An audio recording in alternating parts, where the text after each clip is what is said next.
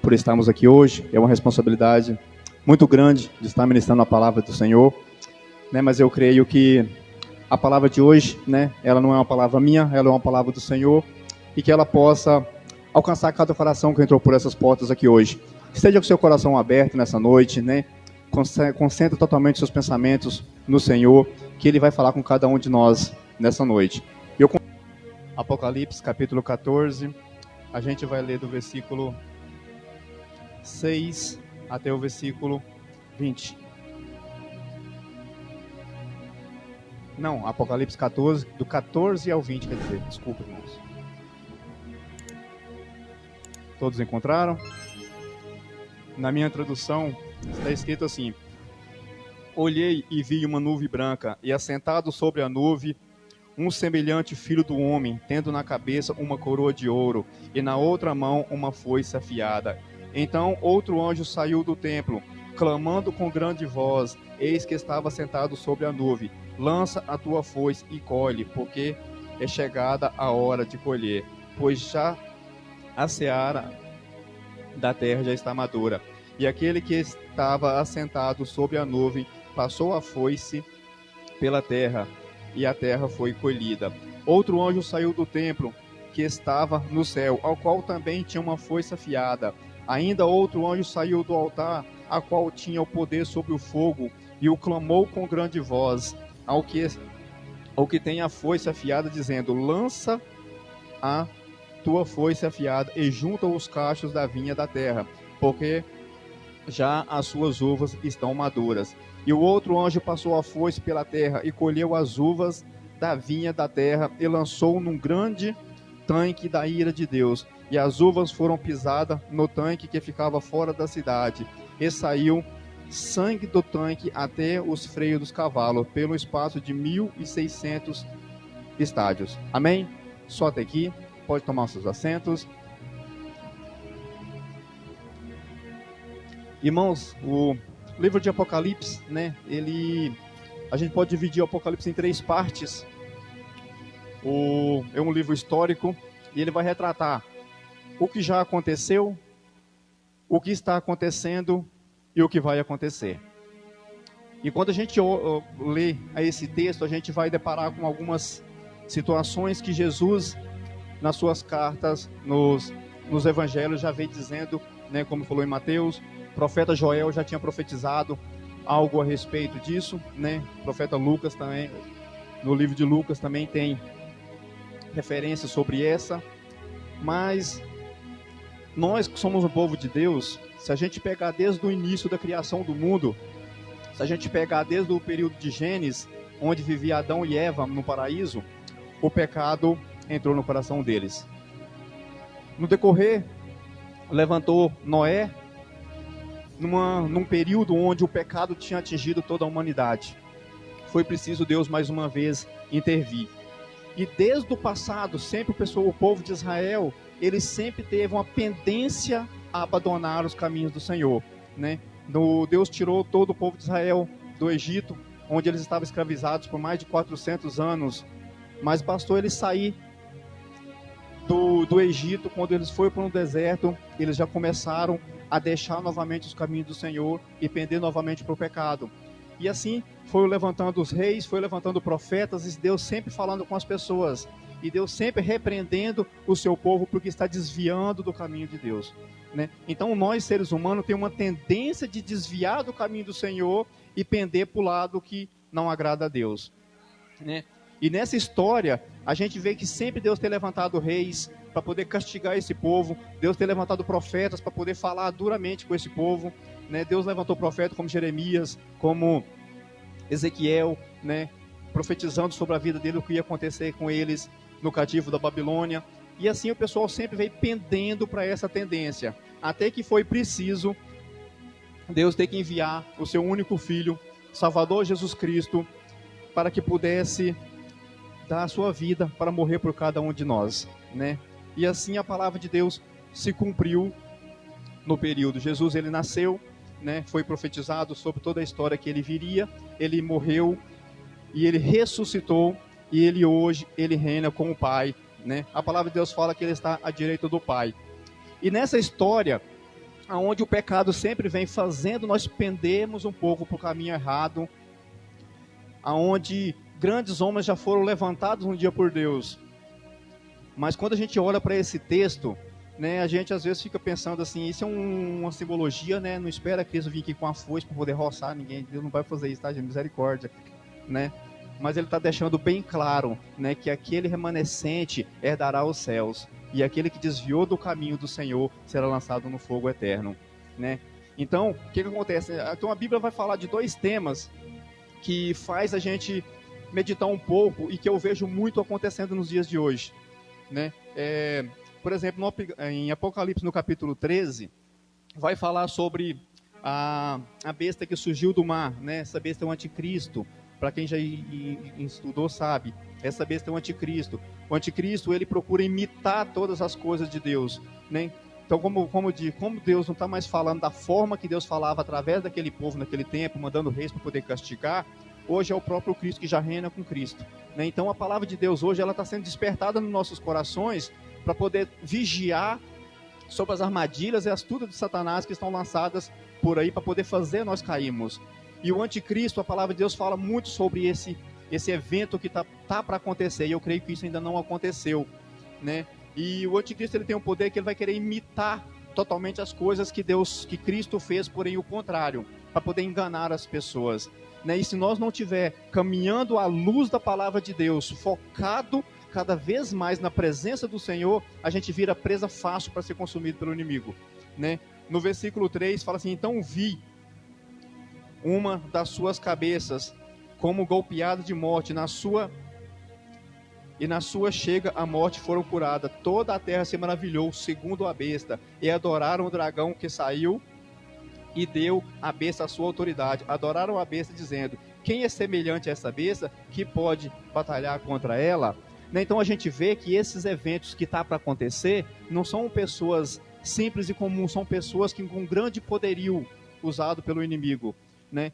Então, esse ser que acontece, ele vai fazer uma paz mundial entre todas as nações, né? E a palavra de Deus fala que muitas pessoas vão adorar esse ser.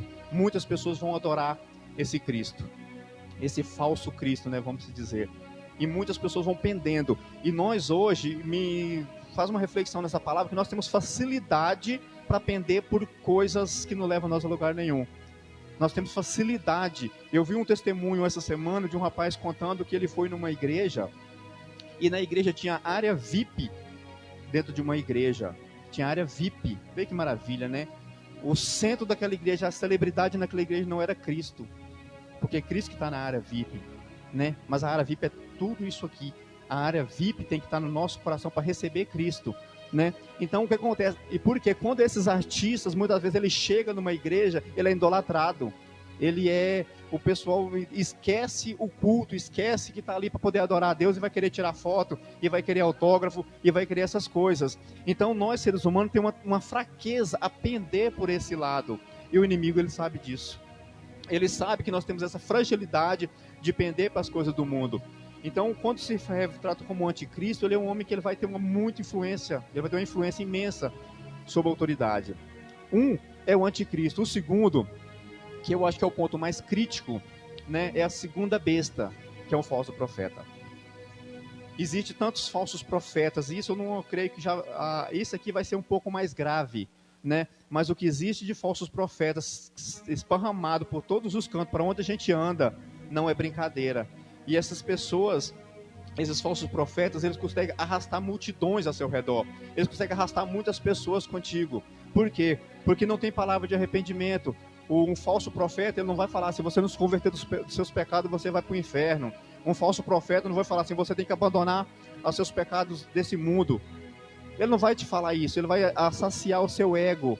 E nós, seres humanos, gosta de ser saciado, né? É gostoso quando você chega, você recebe um elogio, né? Quando você não é confrontado com o seu pecado.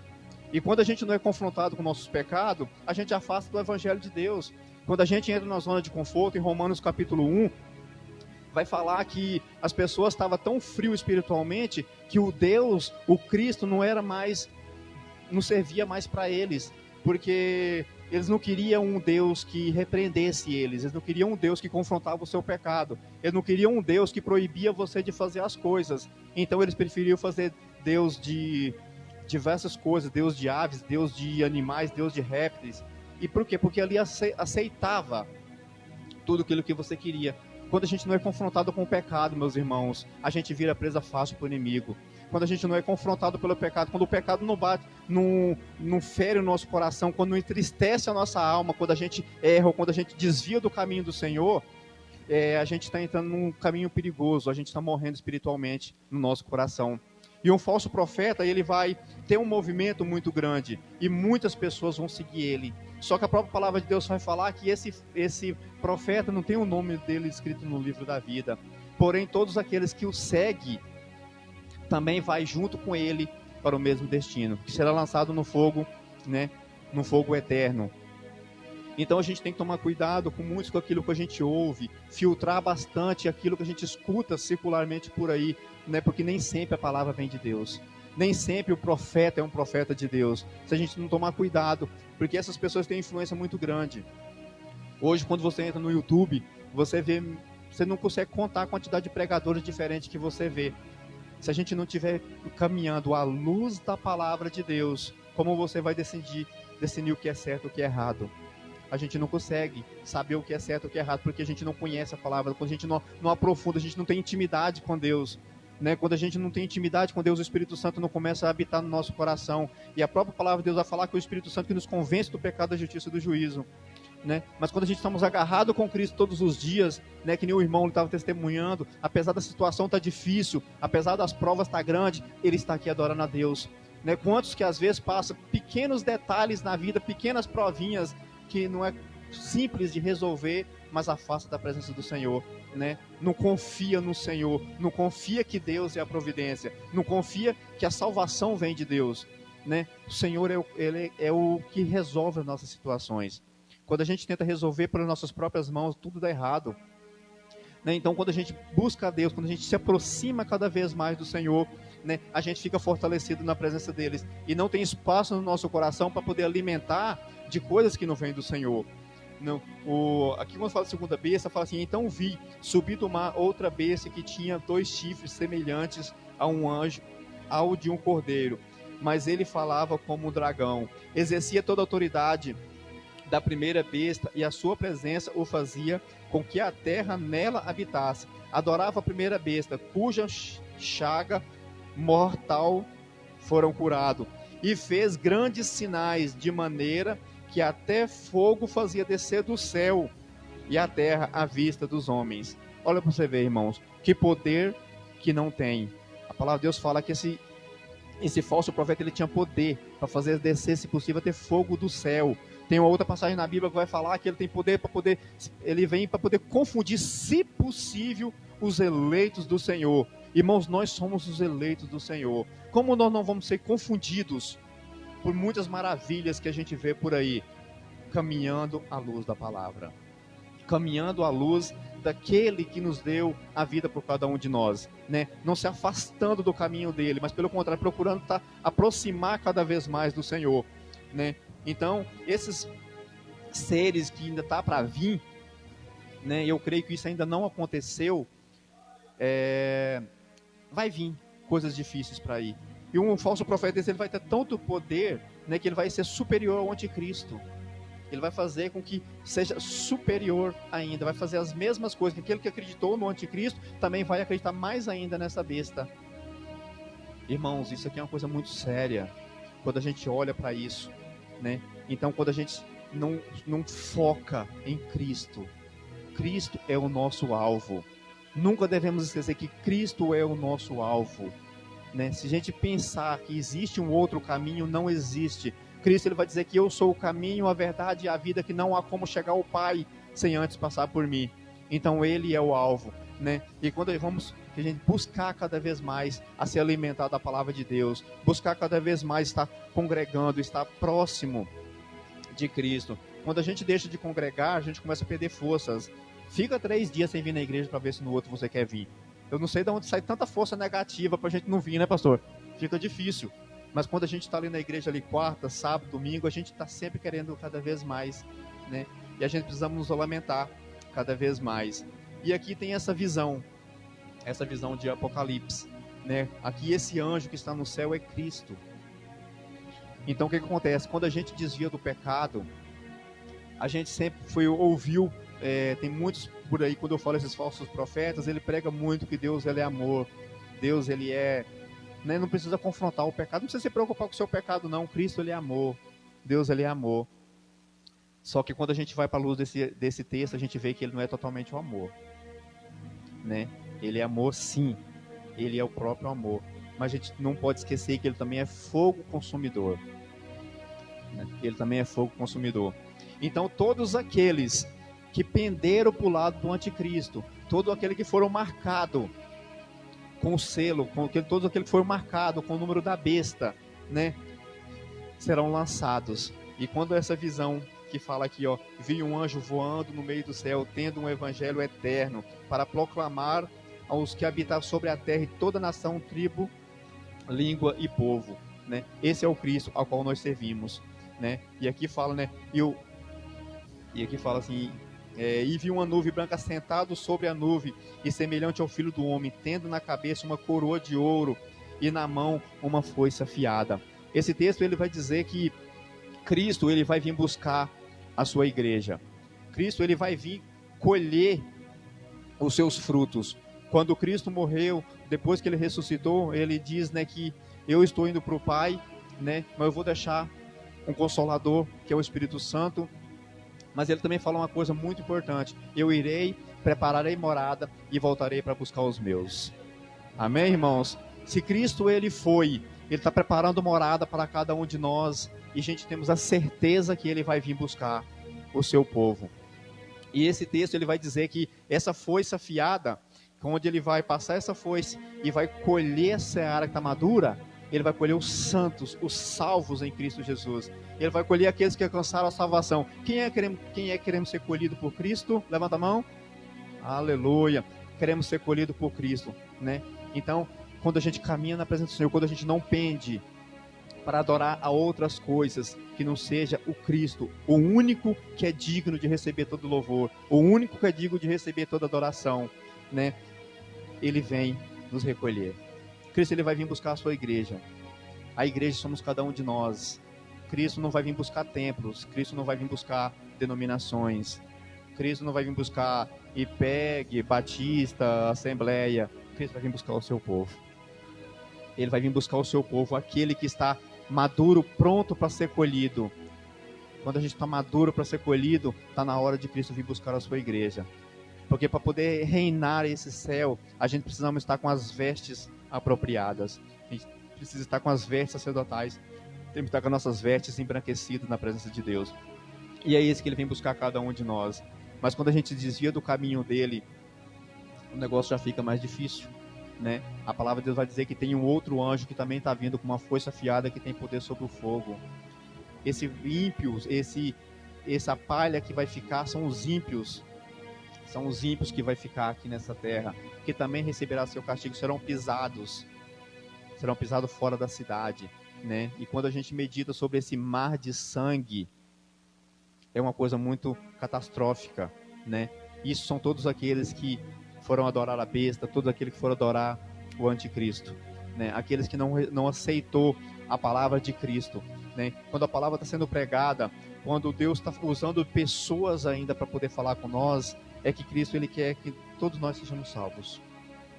A palavra de Deus vai falar sobre o joio, sobre o trigo, né? Então a gente nunca sabe, às vezes até no meio do nosso povo mesmo, né?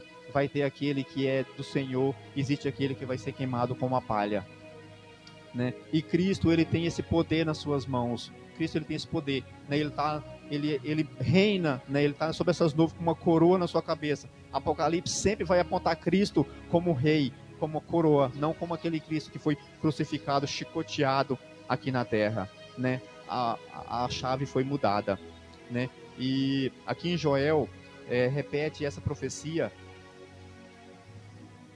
Não precisa nem abrir, que é um texto rápido. Joel capítulo 3, versículo 13, fala assim, ó: lançai a foice, porque já está madura a colheita. Vinde, descei, porque o tanque de prensar uvas estão cheio e os vasos deles transbordaram, porque a sua malícia é grande.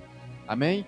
Né? Então aqui repete a mesma palavra que João escreveu em Apocalipse. Né? Aqui vai falar dessas mesmas uvas, que a malícia da terra chegou até Deus. Né? E aqui fala dessa mesma foice. Né? Aqui é uma profecia messiânica que está para acontecer. Né? Aqui fala dessa mesma colheita que Cristo ele vai fazer com a sua igreja. E nós precisamos estar preparados todos os dias, porque a gente nunca sabe qual é o dia, qual é a hora de Cristo vir buscar a sua igreja. Mas o dia que isso acontecer, precisamos estar de coração aberto, precisamos estar pronto. Né? Não é aprontar amanhã, não é aprontar depois da manhã, não é aprontar domingo, é estar pronto todos os dias. A parábola das 10 virgens, ela vai retratar sobre isso. Né? A gente tem que estar preparado. Né? Aquelas 5 virgens que estavam ali sem o azeite ficaram para trás. Né? Mas aquelas 5 virgens prudentes que estavam prontas, né? Elas foram com o noivo. E assim somos nós, meus irmãos. Precisamos todos os dias estar pronto. Não podemos deixar que falte azeite na nossa lamparina. Não podemos deixar que falte o azeite. Né? Nós precisamos estar sempre com uma chama acesa no nosso coração. Né? É esses que Cristo ele quer vir buscar. Cristo não quer vir buscar uma lâmpada apagada. Cristo não vai vir buscar. Né? E quando a gente vai aqui para Mateus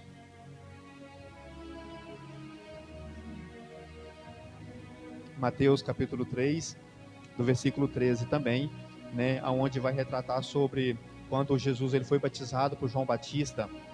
Tem uma parte também bastante interessante que fala assim, ó, cadê o texto? João, porém, estava... Não, 16. Assim que Jesus foi batizado, saiu... Não é esse aqui não. Desculpe, irmãos. É 13. Estou perdendo o texto.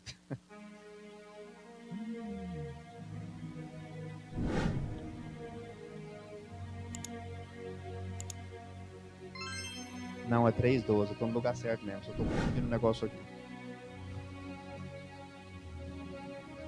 Ah, achei. Né? Aqui tem um testemunho de João Batista, né?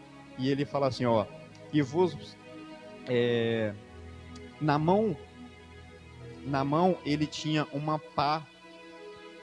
Ele limpará a sua eira, recolhendo o trigo no seu celeiro, e queimará a palha no fogo que nunca se apagará. Né? Isso aqui é João Batista que está retratando quem é o Jesus que viria depois dele. Né? João Batista ele veio preparando o caminho e ele vai dizer que depois de mim virá outro, né? Não aquele que batiza com água, mas aquele que batiza com fogo. Né? E aqui ele vai dizer quem é esse. Né? Aqui fala que ele virá com uma pá na mão. Essa pá na mão é para poder fazer a sua colheita. Né? Irmãos, nós precisamos estar prontos para poder ser lançado no celeiro. Né? Que quando fala com a palha será lançado no fogo. E quando a gente alcança essas vitórias, quando a gente permanece na presença do Senhor todos os dias, a bênção do Senhor virá sobre cada um de nós. Deve ser maravilhoso reinar os céus com Cristo. Deve ser maravilhoso, né? Acho que as nossas visões, né? Paulo vai dizer que não é impossível expressar quão grande maravilha é. Esse é o lugar que Cristo tem reservado para cada um de nós. Né? E quando a gente permanece, irmãos, no caminho do Senhor, quando a gente guarda a sua palavra, quando a gente não vive num caminho de idolatria, quando a gente não vive num caminho de prostituição, quando a gente não vive num caminho de um pecado, né? A gente será colhido por Cristo para poder viver com Ele eternamente. A palavra de Deus vai dizer que Cristo aparecerá nas nuvens, né? Com tom de trombetas, e os santos terão um encontro com Ele nas nuvens e reinará com Cristo para sempre. Essa é uma promessa que a gente esperamos todos os dias. Essa é uma promessa que nós estamos esperando que aconteça nas nossas vidas, né? Mas para isso, tem 2 alertas no nosso caminho. Para que isso aconteça, né? Tem 2 alertas que a gente tem que tomar cuidado. São 2 profecias que eu creio que ainda não se cumpriu, né? Existe um falso profeta que virá com grande poder, e virá um anticristo que virá com grande poder. E esses aí, eles vão vir para poder confundir a sua mente, para poder confundir a cada um de nós, né? E que nós nunca venhamos a fugir da luz do Evangelho do Senhor. Que a gente nunca venhamos dar espaço no nosso coração para qualquer outra coisa que não seja o caminho de Cristo. A palavra de Deus diz que qualquer evangelho que for pregado além desse, que seja anátema. que não faz parte das nossas vidas, né? Então vamos tomar cuidado com muitos evangelhos que têm arrastado muito multidões. Que essa palavra de hoje ela seja um alerta para cada um de nós, que ela seja um despertar para nossas vidas, para nós nunca desviar do nosso caminho nem para a direita e nem para a esquerda, mas caminhar sempre rumo ao alvo, que é Cristo. Amém, irmãos? E quando a gente fala assim, ó, vi no céu outro sinal grande e admirável, 7 anjos que tinha as 7 últimas pragas, porque nela é consumada a ira de Deus. E vi como que um mar de vidro misturado como fogo, e os que tinha vencido a besta e a sua imagem e o número no seu nome estava em pé junto ao mar de vidro. Tinha a harpa de Deus e cantava um cântico de Moisés, servo do Deus, o cântico do Cordeiro, dizendo: grandes e maravilhosas são as tuas obras, o Senhor Deus Todo-Poderoso. Justo e verdadeiro são os teus caminhos, o Rei dos séculos. Quem não temerá o Senhor? A quem não glorificar o teu nome? Pois só tu és santo. Todas as nações virão e prostrarão diante de ti, pois os teus juízos são manifestos. Amém? Quem estamos preparados aqui para poder cantar o cântico da vitória? Né? Quem está preparado para poder cantar esse cântico de Moisés que ainda nunca foi entoado?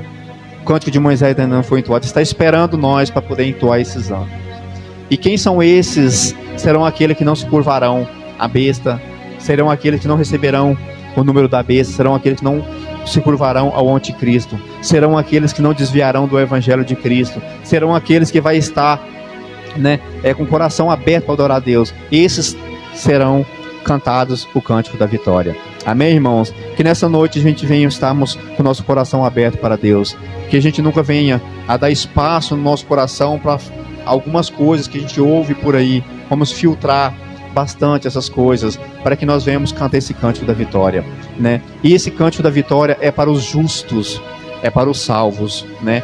A palavra já está dizendo que os ímpios e todos aqueles que se curvaram à besta, né, serão lançados junto com eles, né? E após isso aí, a Bíblia já desperta a gente em algumas outras passagens anteriores, né? Ela já despertou o seu povo sobre as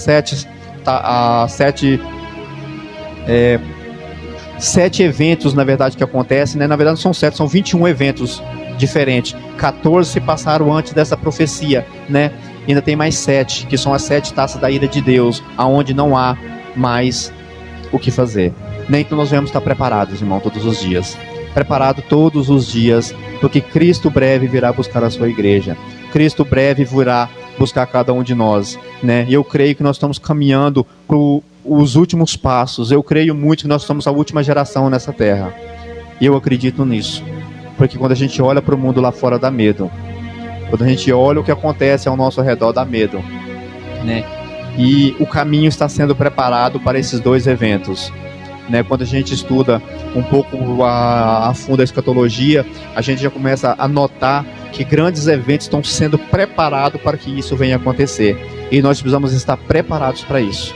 Preparados para que a gente não seja presa fácil. Preparado para não ser confundidos por falsos profetas, por falsos doutores, por falsos pastores, por diversos tipos de falsos que existem por aí, né? Mas a gente só vai ser livre dessas coisas ao caminho do evangelho. Amém, irmãos? Essa é a palavra que Deus tem colocado no meu coração, né? Eu espero que tenha falado no coração de cada um de vocês, né?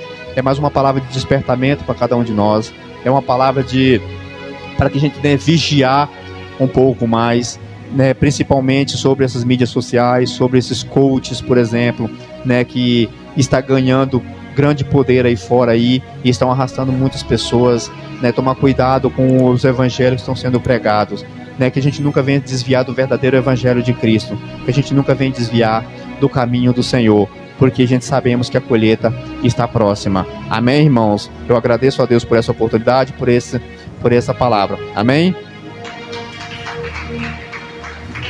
Se inscrever e ativar o sininho. Deus abençoe. Deus abençoe.